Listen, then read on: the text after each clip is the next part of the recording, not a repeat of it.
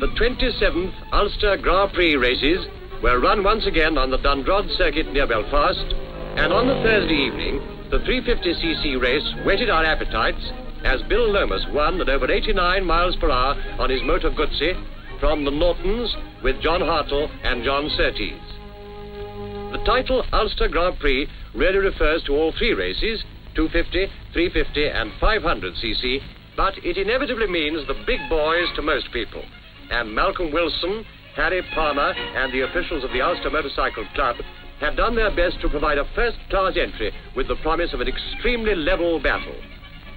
The enthusiasm of the Ulster Motorcycle Club is boundless, and they always put on a good show and draw a crowd of famous names. Mr. Buchanan, chairman of the Northern Ireland Motor Club, here with Jimmy Simpson, and another bunch among whom we can see Reuben Harvison, and there's Norman Scott, chief scrutineer of the meeting, joining them. Jeff and Mrs. Duke in happy mood, although Jeff, unfortunately, is a non-starter in this race. World champion 3 times. What a man. In the paddock, the inevitable preparations.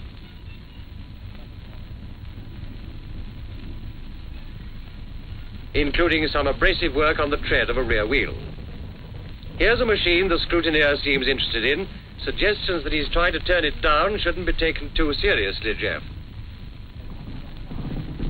The racing services of well-known firms were there with all the usual facilities as the time came for the Guzzis to fuel before the race.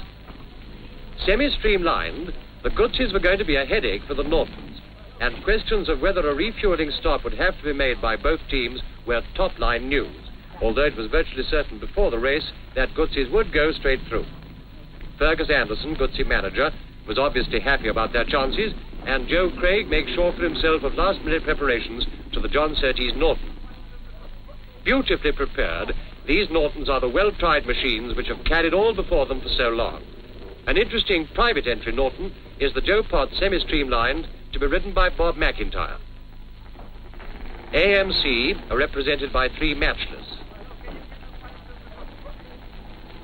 while Martin gets right down to the root of his problems.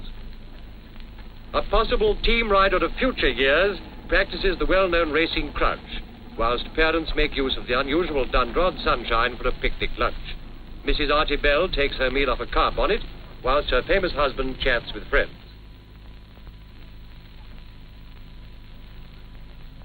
Mrs. Surtees ties on the pit attendant armband to John's father, and keeping a fatherly eye over everything, is a somewhat coy member of the Ulster police force.